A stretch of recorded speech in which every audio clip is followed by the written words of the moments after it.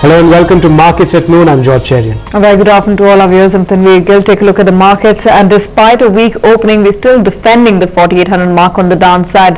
That's the Sensex for you. It's been fairly volatile, down about 0.5% for the benchmark indices. There are pockets of strength in this market, but what's concerning is the way the market breadth has been shaping up over the last few sessions. It's been negative, and that perhaps is discouraging. As you can see on your screens, more declining stocks to those advancing. State Bank of India and a couple of the banking majors are still holding up. There's an HDFC Bank which is up about 0.7%. State Bank of India up about 2%. There's been a fair amount of activity in the banking lot, with fresh longs coming in for the mid-cap banking universe. And some of the frontliners have also been active. Hindustan Unilever has also bounced back about 1% higher for that one. On the losing side, it is metals. Expectedly, Sterlite Industries and Hindalco right from the start of today's session have looked weak. ONGC is the other big one, which is putting pressure on the markets on the downside. Policy then.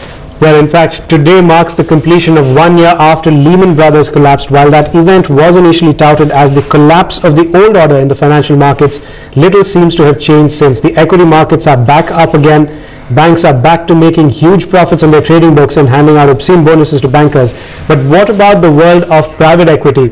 How has that segment of the global financial market changed or even coped after September 15th last year? To find out just that and also understand the big opportunities that are out there for the private equity business or the private equity players to take advantage of, we are joined by in our studios Rajiv Maliwal, who's a co-founder and managing partner at Sabre Capital.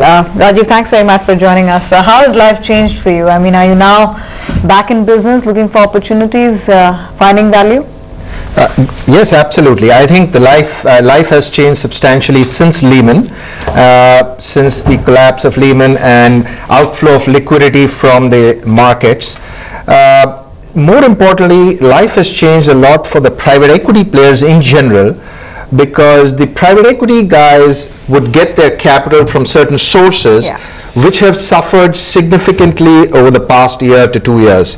Principally, either the US endowments, the pension funds, and the other institutional investors. So there is a substantial pressure on private equity funds from some of its very traditional investors to review their portfolio, to moderate their investing style, and of course a pressure on some of the fee structures which have been holy grail to this industry. Is it still 220 in terms of the fee structure, or has that been changed? Because some people have been talking about a 1:10 ratio.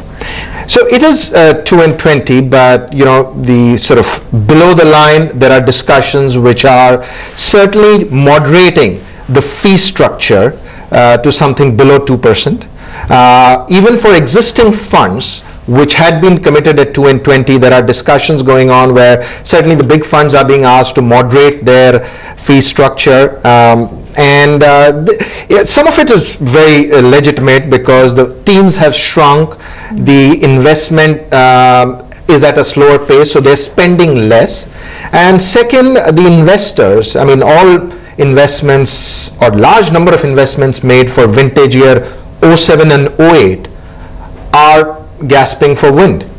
And so there is a huge workout agenda which needs to be done, as opposed to necessarily a new investment agenda. And so the justification for these limited partners or investors in private equity funds to ask for reduced fees can be seen pretty legitimately. Sure, but Rajiv, the 2% is something that has been, you know, under review for some months now. But the 20%, that the private equity manager takes away on profits, is that changing as well? Not in a big way, because you know, that's really on the upside. If you see, 20% comes from any gains which the fund makes. So people don't grudge giving up a part of the gain to the managers if they've done a phenomenal job. In fact, there was a point in time when this 20 had moved to 25 and 30% for some people. It's probably more 20%. It is likely that people are looking, and this again depends on where your investor base is from. Certainly, if your investor base is from the emerging markets, they're likely to look at a higher hurdle rate, the minimum return which you kind of need to give them before the managers start getting their carry. Whereas if your investors are more from the developed markets, it's still pretty much at a very low. The hurdle rates are still pretty low. Right. Now, Rajiv, Spring Healthcare, that's a venture that you've been focusing on heavily. So what are the opportunities you see in the healthcare space in India?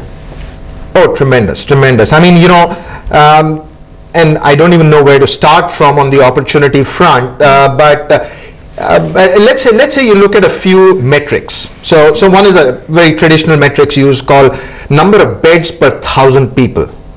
The US is somewhere around 4 to 5 beds per 1,000 people. The emerging markets like China, Brazil, Russia are somewhere around 2 to 3 beds per 1,000 people. India is at 0.7 beds per 1,000 people. We are adding about 20 million new people every year. So not only do we have to catch up for what we've been doing over the last 50 years, but we have to cater to the new set of people coming out in our population. Second is the quality of healthcare is still not up to international standards. So there is a huge need to improve the quality and efficiency of delivery of this healthcare. Third, even now 80 to 90% of the beds are in the government sector. The government sector, of course, needs more capital, and they are always constrained with capital. The quality of service can, of course, be improved, and so on and so forth. So there is a huge compelling need for more beds, better quality, and more capital in this industry. But the challenge is always that this is a long gestation industry. Sure. This is not a traditional industry which some people in the private equity world over the last 5 years have become used to, which is get in, make investments for a few years, hang around for 2-3 years, and then try and monetize it. Here, a 500 to a 700 bed hospital takes anywhere between 6 to 8 years to turn profitable and start returning capital. Right. So private equity funds have to get used to the fact that their holding periods have to be much longer. What about the structure of the deal and the way you would look at financing companies in India? Because a lot of these healthcare companies have high debt levels. A lot of them are listed entities. That's actually the second part of my question. What kind of funding structure would you devise? Would it be equity or debt for these companies? And secondly, how are you looking at it? Are you looking at only public sector, publicly listed companies for investment, or are you also looking at the private space, or more so the private space than the listed entities? Right, so two questions. Let me take the latter first. Firstly, listed healthcare companies in general globally are very few. Asia is even fewer, and India is like, very, very few. Yeah. So much that people would like to take a look at it, there is a struggle. But I think the scenario in 5 years from now would be very different. You'd see this large number of healthcare listed entities because there is a lot of investing happening. There are a lot of 100, 200, 300 bed hospitals coming up. They will grow to size, they will get listed. So at the moment the focus is more on the unlisted side. Second, the listed companies are really very expensive. Okay, and they have their growth rates, and there is probably a reason to justify investing in them, but there is an equal reason to take a look at the private unlisted companies because they are not as expensive. So I would say the relative focus is on unlisted companies at the moment for most people, and certainly for us. Coming to your first question as to what kind of investment structures, and let me answer it firstly in a very idealistic scenario. The good news is Indian healthcare